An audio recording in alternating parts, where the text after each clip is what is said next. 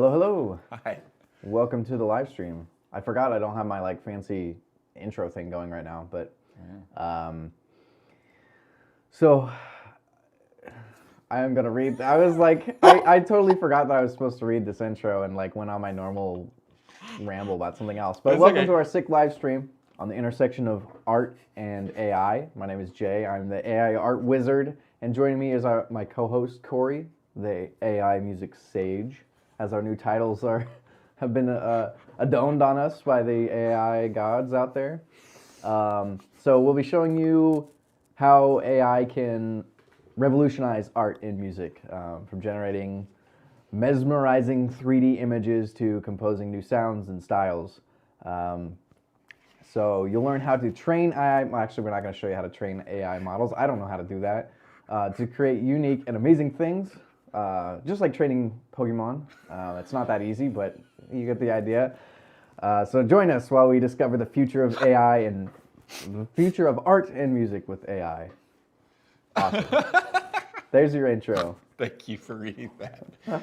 I tried my best to make it not sound like I was reading an AI-generated intro, but I've noticed a lot of people doing that, where they just have the AI write the whole script for their YouTube videos, and just read the script off. There are people doing it with fitness stuff and things like that, where it's just they could just generate the script and read it back and post that on YouTube and call it good. So interesting. Yeah, it's a pretty powerful tool. Totally. So we've all been reading text written by AI for quite some time. It's been a thing in internet news articles for a while. Mm-hmm. But this generalized model called ChatGPT is the new hot thing. Yep. And ChatGPT wrote that intro. It was pretty fun. I had it just based on a prompt. I was like, hey, write an intro for our live stream. And then I just iterated on it. You can see actually the history of my, if you can see my screen. Yeah. I asked it to make an intro for our live stream on the subject of AI art, and that is engaging for teenagers. Yeah, all those teenagers out there watching. Yeah, and so it gave me something that was kind of bland. So I asked it to Yeah, what's up, homies? Yeah, well, Why so didn't I do that one? Well, so I asked it. So I said I like it, but I asked it to make it longer and use cool slang like they do in the movie Hook. And so yeah, it started saying that's where the idea of the sick live stream came from. Yeah. So I iterated with it. Asked it to take out some of the slang, introduce us, cover 3D art and music, add the word bangarang, and insult Captain Hook at some point. That didn't make the cut. No, I didn't. I like that it said, "Don't worry, this isn't like Captain Hook's idea of art. This is the real deal." It's pretty funny. Anyways, so I went through a few different versions, but got something. I was like, "Oh, this is kind of sort of a thing that was useful," and it was just it happened in this really conversational way. This thing is pretty freaky. I would recommend anyone get online and play with this thing if you can, just to see what it is that people are talking about. Every time I speak to someone else about it, they suggest to me or comes to me a new idea of a way to use this thing. I was just talking to Jenny the poet out there, and about this as a potential tool for her teaching and writing. Helping people workshop poems or rewriting their poems in a different style. Or I'm gonna try and see if I can get it to make rap lyrics have a better rhythm. That's what I'm interested in trying next. But anyways, it can do all kinds of wacky stuff. Yeah, and so there are a variety of these sorts of things doing all sorts of strange things. And we just want to give you a little glimpse into ways that we sort of come up with to integrate these sort of AI tools into a creative process. There's a lot of dialogue out there about how the robots are coming for our creative jobs now and all this stuff, but I think it's these are just like any other tool. It is a tool, and if you learn to work with it instead of against it, it could be a useful tool for you. Yeah. So we've been brainstorming things to do with it and playing around with some simple tools. And we're going to show a quick 3D visual thing. And then I'll talk about some interesting music related stuff because I finally found some stuff to talk about. So yeah. Yeah. A lot of this stuff is being trained on. These models are trained often on images and text because those are the easiest things to access. Right? They can just crawl the internet and hoover up huge collections of images and text. Audio files and video files are trickier because they're much larger pieces of data generally, and also have a time-based component that has to like actually watch the video frame by frame and go through it. So it's like it's not as convenient to generate huge data sets of those things, which is, I believe, I could be wrong, but I'm pretty sure this is why that stuff lags a little behind some of these things, which feel extremely futuristic to me. Yeah, anyways. But it's happening in the 3D visual space, slowly but surely. Jay's got a weird thing that we found the other day to show you. Yeah, what was the name of the artist that you found that was using this? Oh, who was it? It was one that was sculpting in VR too. I believe it's like the account they're called Yonk. I thought this really inspired me. I even took the VR headset that's usually here in the office home and was like messing with some VR sculpting, and they showcased this this add-on for Blender. Yeah, I'll let you find it, and I'll kind of. I'm trying. Here's like. Oh, there you go. Here's their Instagram. Their website doesn't load properly in my web browser for some reason. I got turned on to these folks because they were making some flyers for some musicians I like. And this is like a 3D. This is sculpted in VR. Yeah, using textured in Blender, I think. Yeah. Well, there was one that they were talking about. I mean, a lot of this is probably hand-done. I think it was this one, the blue guy in the center. Oh yeah, it was that one. It was. You're right. Yeah. So we found this, which was they talk about the process. This is an AI generated. So okay. Concept art. Right. So as an idea of workflow, one thing that visual artists I personally know are already doing. My partner is doing this right now. Using AI to generate visual prompts for further art. Right. So this is like an AI generated image of some sort of ogre creature, which they then went and, as you can see in my screen, here's the sculpted using VR. Yep, that's the Oculus Quest right there. So some of you may already have one of those at home. They're just as affordable as like a standard console. Yep. And so then the cool thing is that this generative texture add-on for Blender will create textures for your models based on a text prompt. And then you can apply them to your thing. So this guy's texture is AI generated. And you could probably explain better than I what's kind of like so exceptionally interesting about it, which is like the perspective stuff, I think. Yeah, well, I'll show you guys just real quick how you can kind of get this set up. So let me switch over to, won't take too long, but here's a new blend file. You can add add-ons just by going to Edit and Preferences, and in here you have all your add-ons. And the website is, if you look, the name of the app is, I had it here, Dream Textures. So if you search that up on Google, you'll probably find their either their Blender Market page, which looks like this, but this is not actually the newest version. So you'll want to go to the website, which is their GitHub page, and go to Dream Textures, and from here you can just scroll down and you'll see kind of all the different features that this add-on has, and there's some really cool stuff. I've been messing with this is new in this version, that's why I suggest going on here and downloading it. But it's it can give you textures based on image depth, which is really interesting.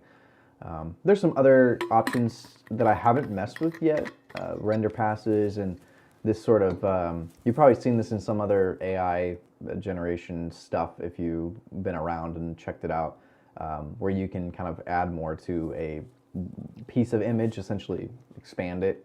But yeah, so within Blender, once you get it downloaded, there are actually, one other thing I should show you real quick, just if you're doing this at home, you can go here to the latest releases, and there's a few different versions. Of course, you can get it for all the major OS or all the major platforms.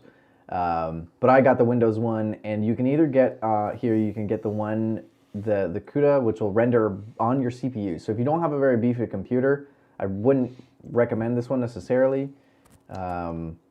This does take a graphics card as well, so you needed. This is actually, I think, probably requires a GPU because it is NVIDIA rendering. So if you have a GPU in your computer, get this one. You can do it all yourself. If not, you can sign up and use Dream Textures, which is a cloud-based AI generating tool. So that you just like sign in. It gives you a code. You use it. You don't have like a restricted amount of credits that you can use for generating, but it gives you quite a few when you first sign up.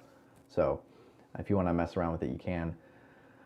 So you get that. It's a pretty big file. Once you get that, unzip it, come into Blender, install. You can find your Zoom, it should be a zip file. You gotta unzip the 7-zip, so you get a zip file, if that makes any sense. Then you can install it into your Blender file. And then one other thing to note when you do that is make sure that you install the models. So like we talked about training models to for AI, it needs to know its stuff. So if you have it on your own computer, you have to, this won't require internet accessibility. You can just put that information, that data onto your computer. So this is a super cool add-on because it has this built in. So by default, it will tell you in here after you check this little box to download there's the main training module thing, just basic stable diffusion, and then there's also stable diffusion. If you're going to do the depth stuff, you'll need to search up here for depth, and you'll find other models, which is cool because you can go and search around and find other models if you know what you want to use and see if it's accessible. So there's a few other things in here, but we won't worry about that right now. But basically, in Blender now, you should get mainly if you're doing just textures, if you go to your side panel, hitting N on your keyboard, you'll get a bunch of these little tabs. It'll do the same in the 3D viewport.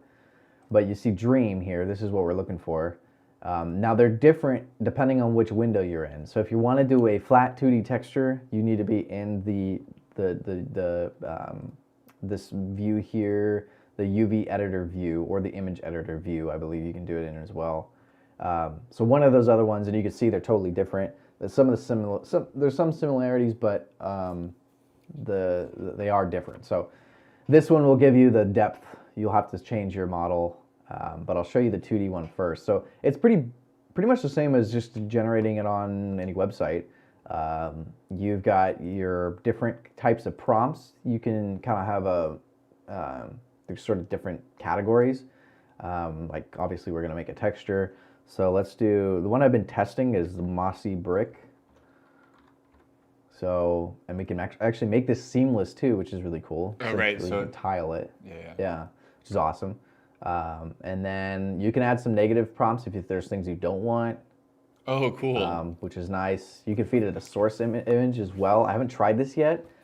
I've only messed around with this a little bit, but I just want to show you guys how to set it up. You can see I did a few renders here. I'm going to actually close these. So this is essentially what you get. So now you can change the size. For some reason, I wasn't able to get this to render a 1024, which is kind of the next step up as far as textures go. It wasn't starting for me. It was at home, but not on this computer for some reason.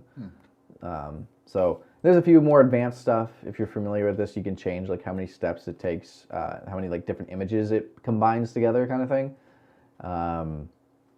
And there's some other options for the seed and how it picks out what it picks out. And so again, play with all those settings and you'll get different results every time. So you can also have it generate multiple iterations, but we're just going to do one for now.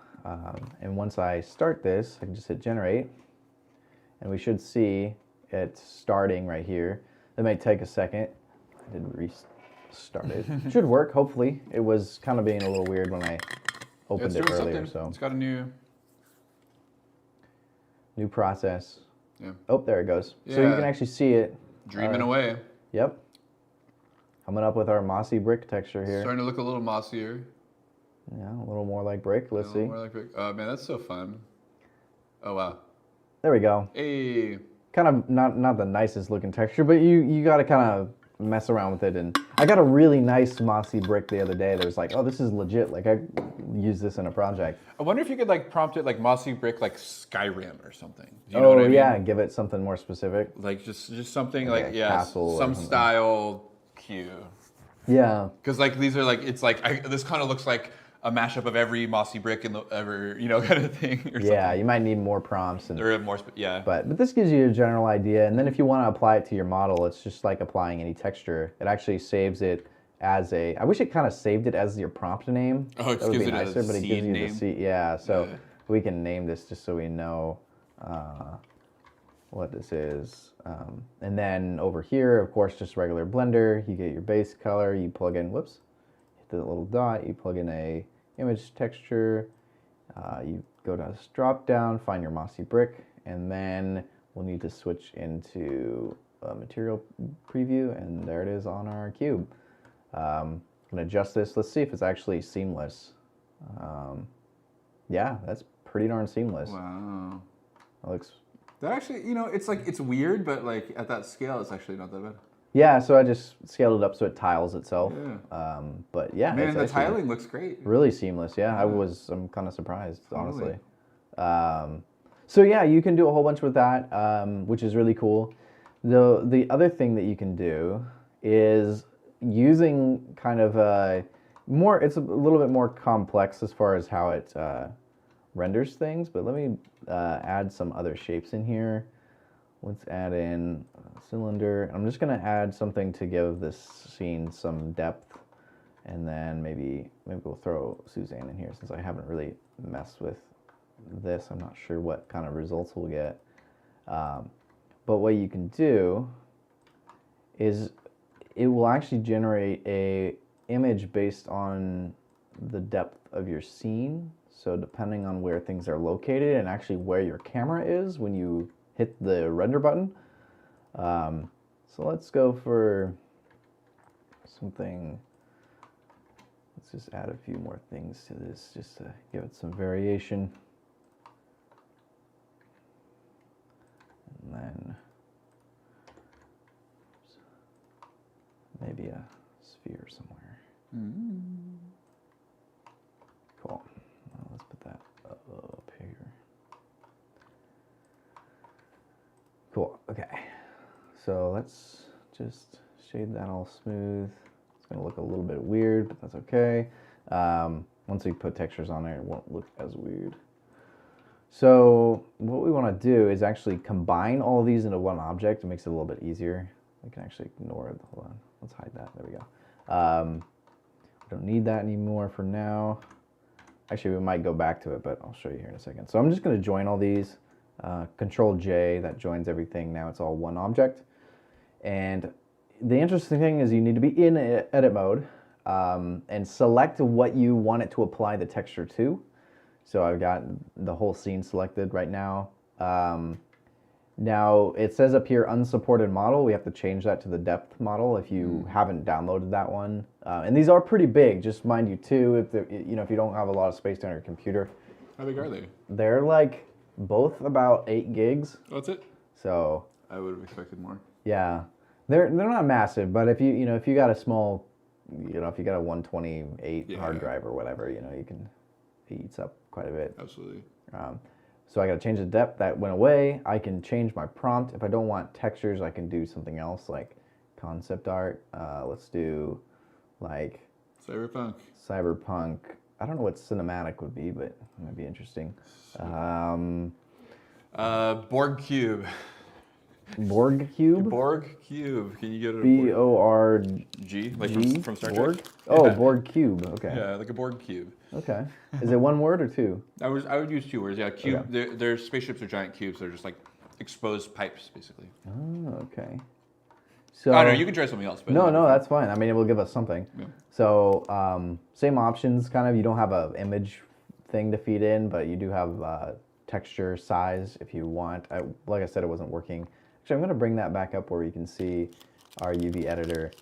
It's going to look a little bit weird here for a second, since we have, I want to just scale this back down to a reasonable size.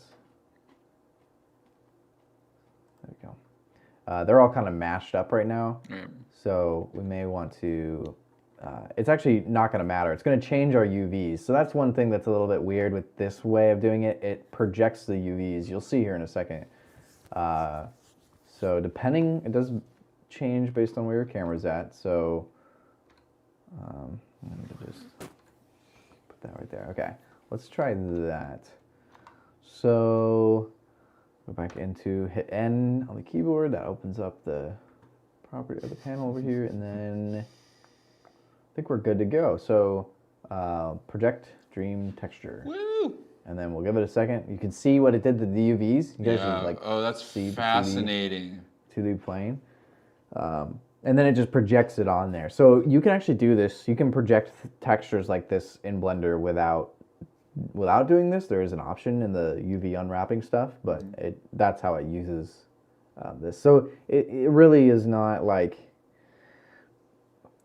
for production purposes, I mean, I guess you could bake. There's a way to bake in textures and then unwrap them again. So, because like this, you wouldn't want to use this for a game or something. You'd have to do some texture baking stuff. So let's hope this goes through.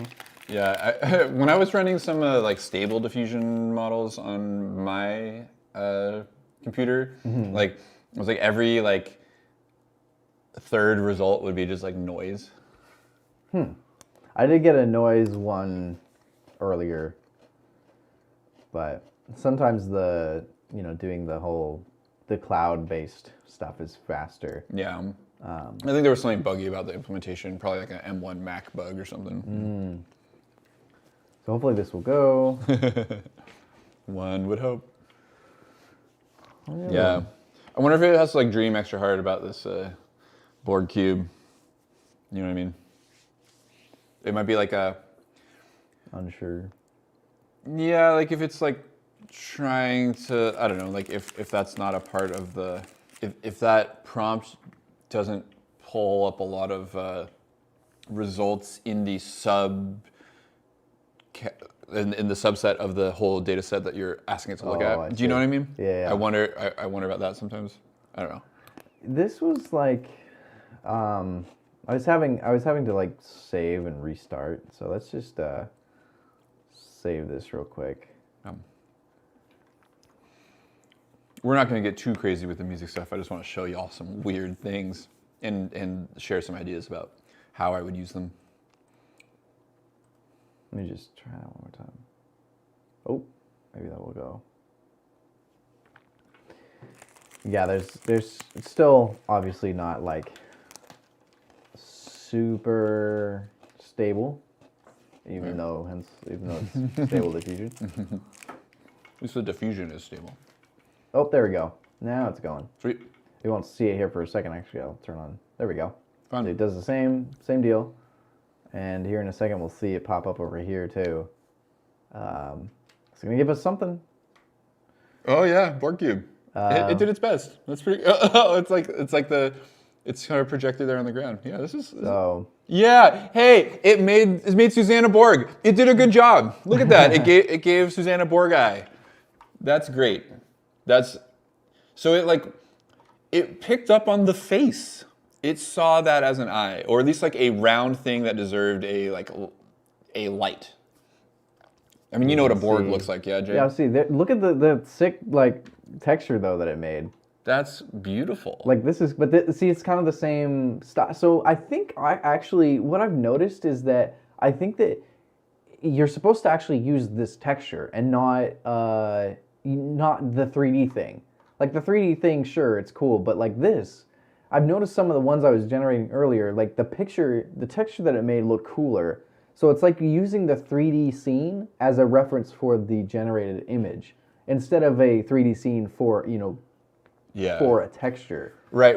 So like you can already do that like with 2D scenes, right? You can give it an image and have it dream upon that. But what's cool about this is you can dictate the depth of field. You have a lot of control. Like you had a ton of control over that composition. Yeah, this is the tower. That's the front one. You know, that's the back one. The back, and the one with the sphere on it. Cube, and then the one with the sphere, and then Suzanne turned it into this interesting like castle-looking ship thing. Yeah. And then the ground is really cool, and then the space behind it, like.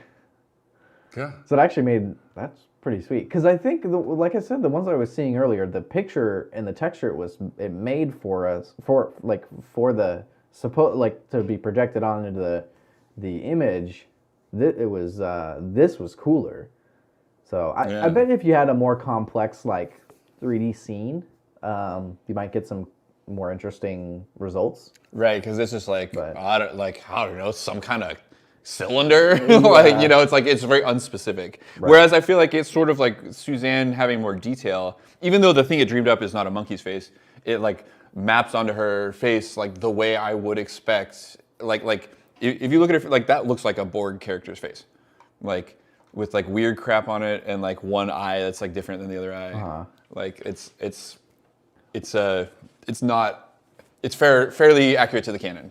Yeah, it's interesting. So very interesting. Definitely some cool stuff in here. Definitely some you know, there are some use cases that you could, you know, come up with some cool. It would be neat to do some concept art. Maybe while you're demoing, I might try to find a more complex model to put in here and see what what kind of results we get. Sounds great. So, all right. Well, I'll let Corey take over and show you some of the music stuff. Yeah, music stuff. So there's not there's not like a ton of like really accessible like music generation tools that are similar to this, right? Like these like text-based prompt to audio. Doesn't seem to exist in a public way that is accessible. However, the folks who make ChatGPT also make this thing called Jukebox, which is a neural net that generates music, including singing as audio, based on text prompts. So you cannot play around with this yourself, but you can hear these samples that they've generated, and they are wild. Okay, yeah, let's just listen to this one. This classic pop in the style of Frank Sinatra.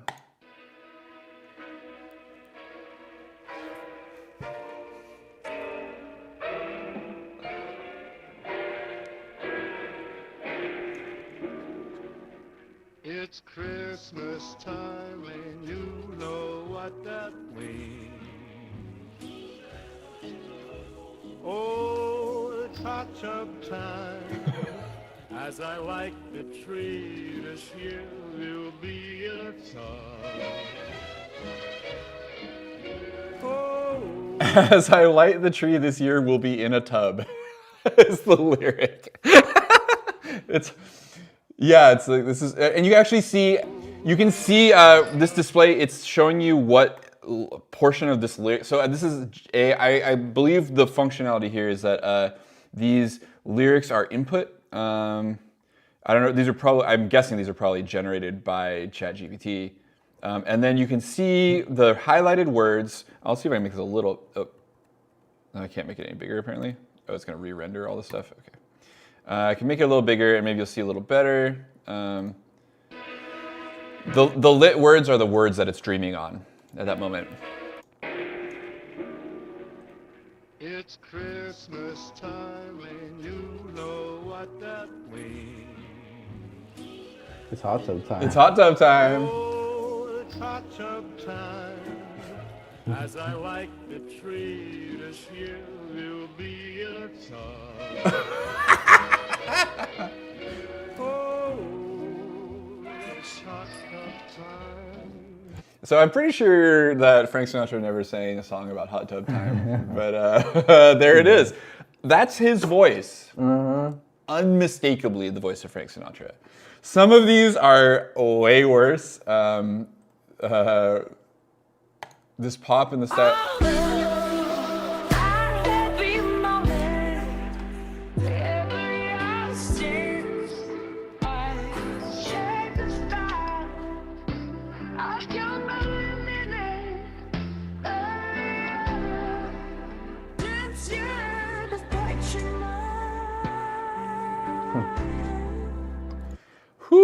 sounds like music. But like that doesn't sound anything like Katy Perry to me. I don't know. Yeah. So these are some like nice examples that they've shared. But you can also poke around in their raw sample collection. And I found some really interesting things in here. This one in particular, I thought was really funny. Oh wait, is it that one? No, it's one of the 5B lyrics. This one, yeah.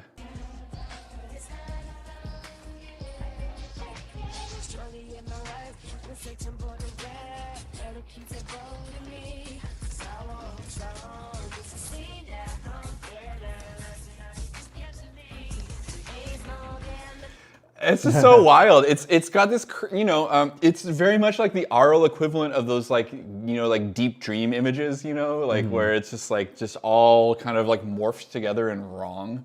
But like I kind of love this. These are all so bizarre. Like where is I found one in particular that I really liked. I think it's this one.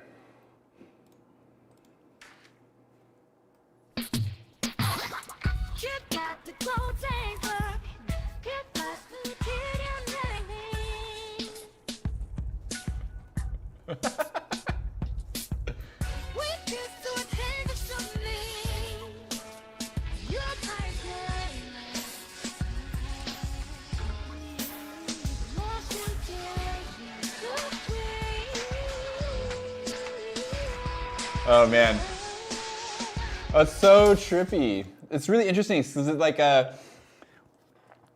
it sounds like music that we're familiar with, but just like across the other side of the uncanny valley or something. And I really like that. So why am I excited about this? Because of sampling. Because this is a song that nobody made. Whatever. Like these folks probably have the right to this, but like you could train your own model on some songs you fed it and generate a piece of music that nobody had the rights to, and then you could sample that. So that's what I did. I recorded this into Ableton. So it's over here now.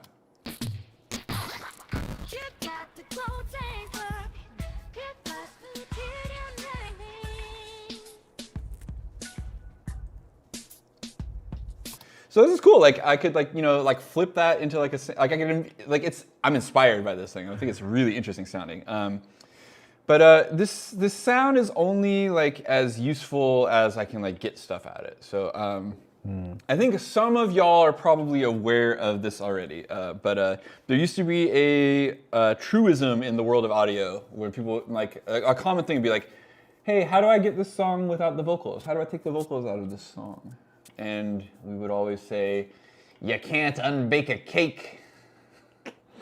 Get out of here." Right? Like once all that was the analogy. When you've mixed all the audio sources together and they're all combined, they're combined and you can't do anything about it. But those days are over, thanks to AI. So some of you I know are already messing around with this stuff. But I'm going to show you now. So the tool that I found that I like is at vocalremover.org. It's called Splitter AI. And this is an AI algorithm that listens to your piece of audio and separates the different elements. So I've pulled up this particular thing in Finder, and I'm going to flop it in here. So it takes a second to do some analysis. This is a relatively short piece, so it shouldn't take as long as some other things do. And then we will get something very intriguing. I'm kind of curious what it does because this is a very noisy source, and it's not great about noise sometimes, right? AI is not the smartest. Watch what you say there, Corey. Well, it's only as smart as what it's trained on. And so if it's not trained on a bunch of noise music, if you feed it something really noisy, it's going to not do as well as if it's trained on, if it's trained on a bunch of like piano pop. Gave me something. It gave me something. So here's why I'm excited about this.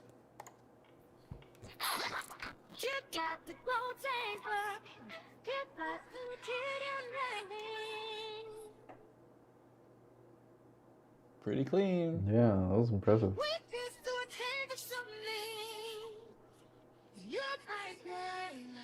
Even with like almost illegible Yeah, it never actually sings real words. It fails at words.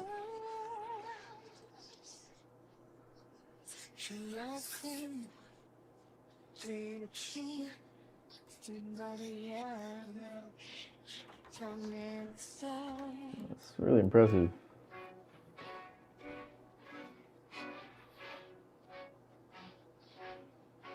It's got some really wacky aspects to it. Like, check out the drums.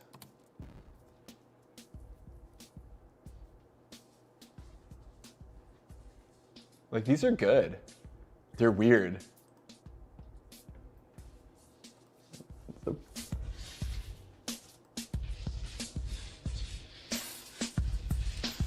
Like kind of like weird heaving sounds. Like I'm all about it. Let's. So I was gonna save a couple of things out of this.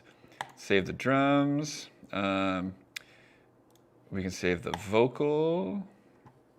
And let me make sure that doesn't give it like with the current mix. No, cool. Yeah, you can just like click save and just grab like the different things. Grab the weird music loops too. And then, so these are all exported as WAV, which is super convenient because waves are always the exact same length. So I should be able to drop these into live. And now I have stems. Huh. And I can actually mix this thing. Pretty sweet. Ah! This is like you young people who are like hearing about this and you're just gonna grow up with this as being a normal thing. Like it's gonna be so cool. Like the world is gonna be so different now that you can do stuff like this. Like all the little pieces of things are all here at your disposal. Like that weird distorted thing at the beginning. I love that, you know?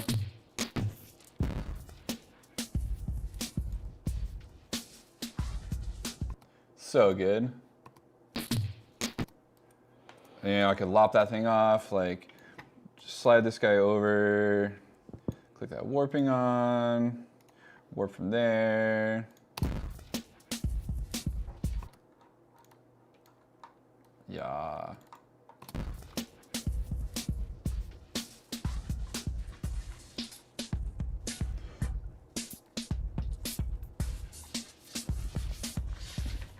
I would use these drums in a track. I just like straight up would. I think they have that like kind of like weird, wacky, noisy quality that I really love. I really want to like be able to train a model on this. Like, I'm like so anxious to try something like this where I can provide input. It's gonna be so cool. Like these vocal samples are also just great. Like they have that kind of like haunting, familiar but unfamiliar quality that makes a great like vocal.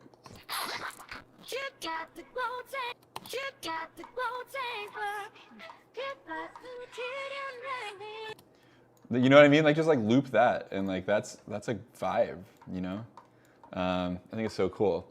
So yeah, so those are like a combination of two different tools, right? AI generated and then AI split music. All of a sudden now I have pieces of a song that I can play around with that nobody owns. That's like a unique composition, right? If I was able to generate this myself, of course. Someone like another possible use of some of these things.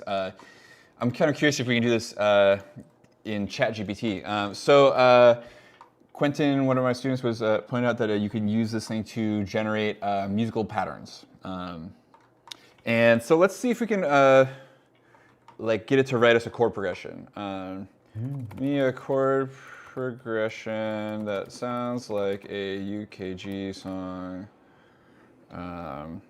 Some jazzy chords.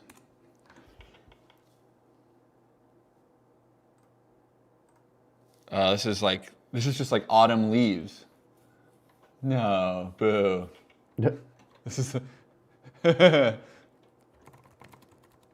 so okay, A minor 7, D minor 7, G 9, C major 7. We'll play that. That is like the basic jazz chord. I used the word jazz, and so it gave me the most generic jazz chord progression I possibly could, which is a little bit disappointing. But here I'll play it. That's A minor 9.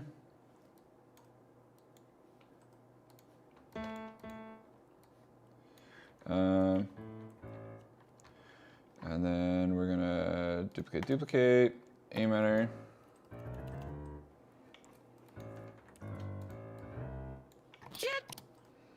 And we'll solo this. We'll set this to more garagey tempo. So to make an A minor 9 chord, this is a diatonic chord progression: A minor 9, D minor 7, G 9, C major 7. These are all notes in the key of C. So I can fold this away to the C scale and generate this chord progression very easily.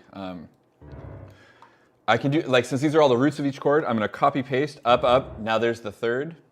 Copy paste up, up. There's the fifth. Copy paste up, up. There's the seventh. So then A minor 9 and G, A minor and G get a ninth as well. And so we'll get those by leave out the fifth. We'll shift that up. We'll play a ninth there. And then that's a terrible voicing, so we need to improve that a bit. We'll move these thirds up an octave, and then we'll spread this voicing out a bit more. It's a little dark.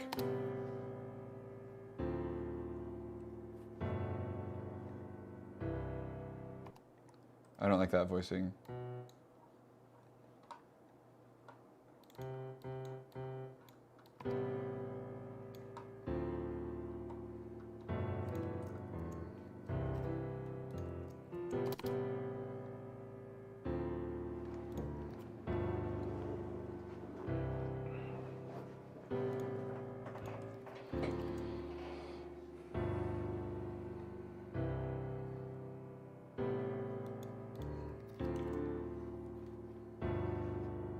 Like, so that's the chord progression it gave me. That's all right, you know.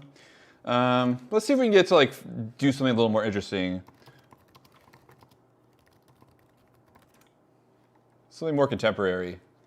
It just took off the extensions. No.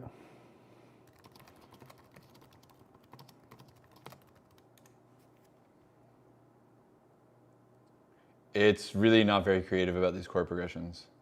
These are all variations on the same chord progression. F is a substitute for D minor. Okay, here we go. Here's something different. E minor, D, A minor, C. Cool, let's try that. E minor. E minor, D, A minor, C. Copy paste up up, copy paste up up, and then we'll take these root notes, copy paste, shift down, and then let's fix these voicings.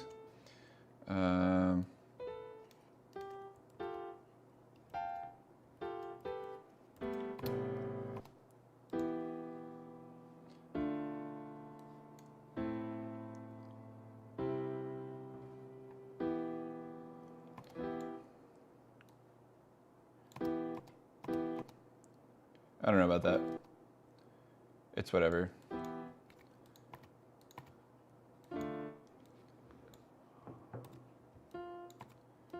So I'm just gonna quick give these like a really sort of basic sort of like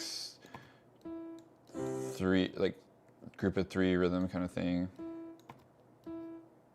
And then I think this voicing could be more interesting, like.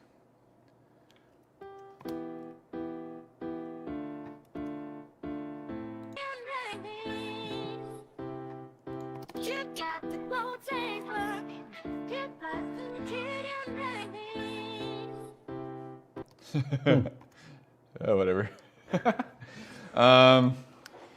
Let's see. A bass line for that chord progression.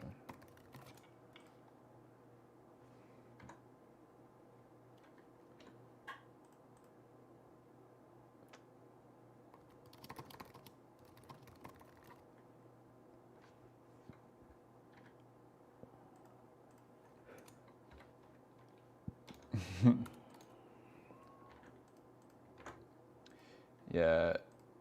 Okay, cool. So it's like here, write a Rudy chord progression. Oh, interesting. Oh, here, it actually wrote a little bass line with a little little extra note at the end. So let's check that out. So we're going to sounds, I'll go to bass. We're gonna get out like a sort of housey sound since it's writing. We'll go like this organ bass energy. Classic. Let's get rid of that delay. I don't like that on there. So it says EDACG. So, oops. Option drag that. EDACG.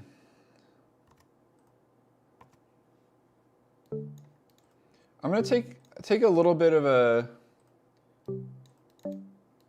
I'm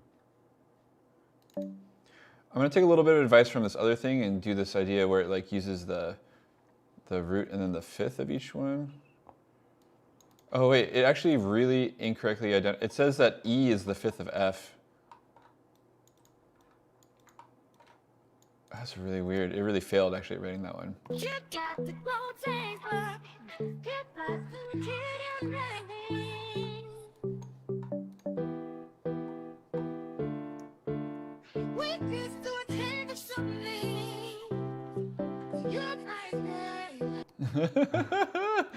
I didn't pay attention to the key of this vocal at all.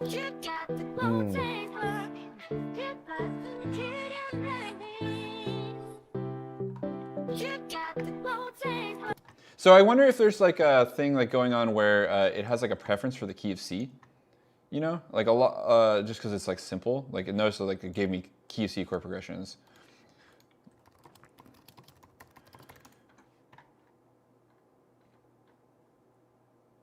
I asked it for a different key, and it gave me something else in the key of C. It's only giving me chords from the key of C.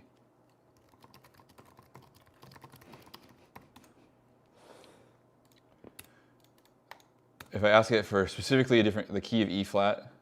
Sure. Okay, cool. Didn't do it that time. It did. Well, no. It gave me a different. It just basically it wrote a different chord progression instead of E. That's really cool. Yeah, so it's like it's not very smart, right? It says the chord progression E minor, D, A minor, C in the key of E flat is E flat major, D flat major, B flat minor, A flat, which is very much not the same thing at all.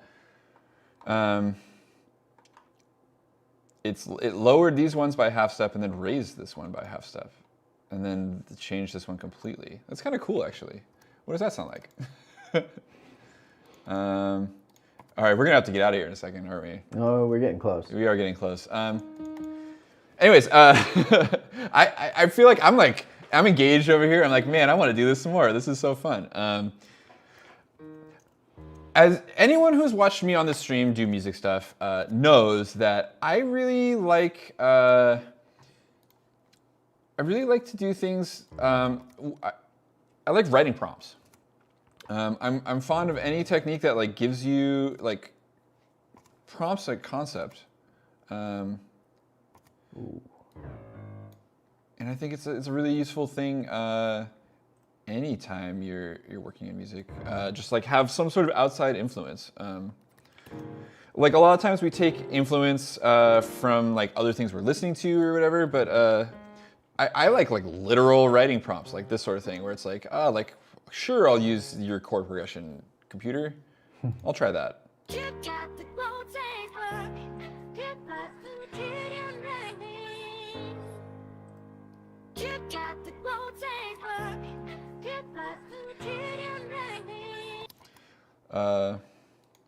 Cool. What's a good speed garage bass line for that progression?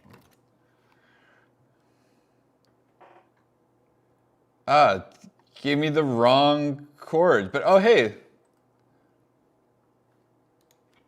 Speed it's changed to speed garage bass line for the chord progression E flat, D flat, B flat minor, A flat.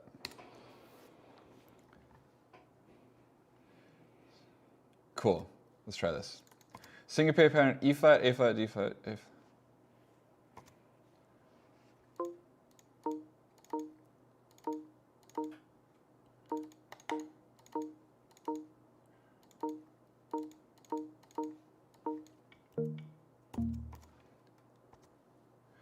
duplicate, duplicate.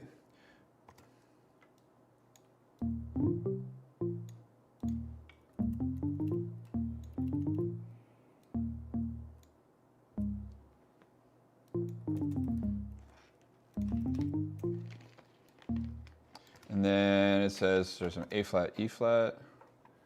Right, so things here is like this like, oh yeah, go down to this like A flat kind of sound. And then it's pretty vague, G flat, D flat, A flat. Try G flat note. And then it says D flat, A flat. All right.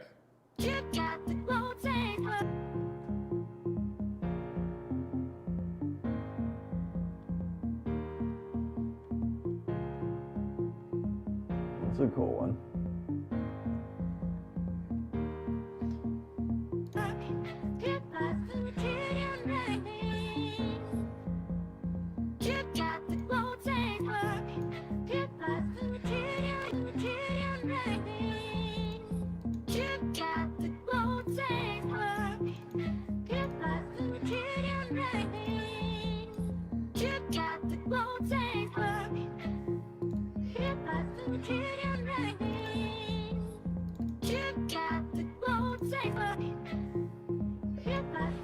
Still reminds me of The Sims. Huh? It very much reminds me of The Sims. Yeah, right. Yeah, It's like it feels so much like Simlish for sure. Yeah. But right, like I don't know, like this is a musical idea, right? Like it's not necessarily great, but it sounds like music, you know? Like and like it's something I wouldn't have done, you know, myself. I don't think, if it like without this prompt, you know, like it's pretty cool. Like,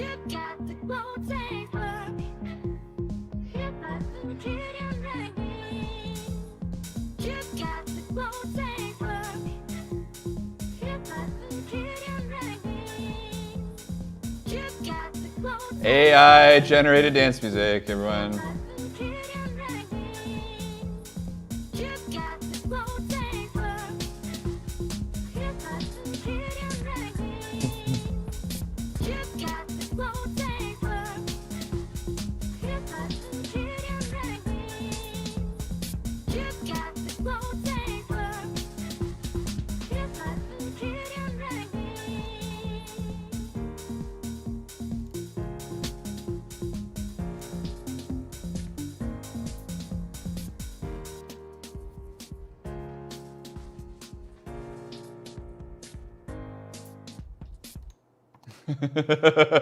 Fun.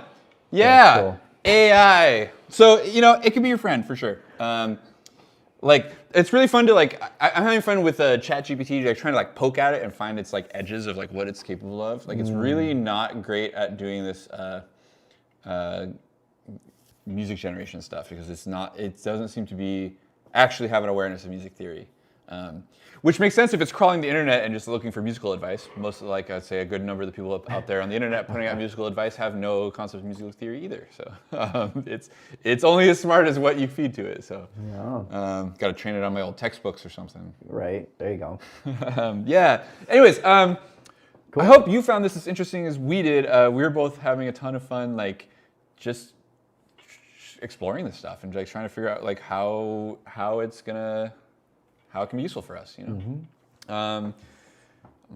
You can't fight progress, but you can you sure can fight progress, but probably maybe you know, progress is going to happen whether you like it or not. Yeah, it's definitely going to fight back. So this sort of thing is here to stay, and it's going to change a lot of things about the way things happen in the world. I'm really excited to see what people create, like with the help of like a dreaming external brain, you know, like tapping into the collective unconscious, like in a certain kind of a way, and I think it's really fascinating.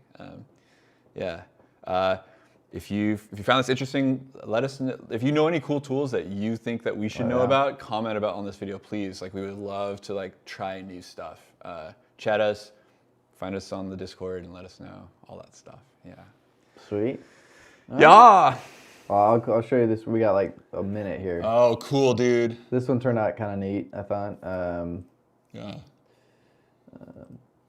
So I got like this free cityscape and was plugging it in, getting some interesting stuff, different Oh, angles. that one's cool. These like things this have too. that one's, good colors. Yeah, I might try this when I get home and add some, because Yeah. for some reason it won't let me go any larger than the 512 default. So on here it looks terrible. It's all like stretched out and stuff. Right. But something with more depth to it, maybe give. Isn't it one of those things where it would only look right from the right angle? Yeah, It's like a projection. It's like a projection map, right? Yeah, you have to what you'd probably want to do is just set up your camera and leave it there and then project something. So anyways. Totally. All right, well, I guess we'll see you all next week. And yeah, thanks for joining us. See you next time. All right.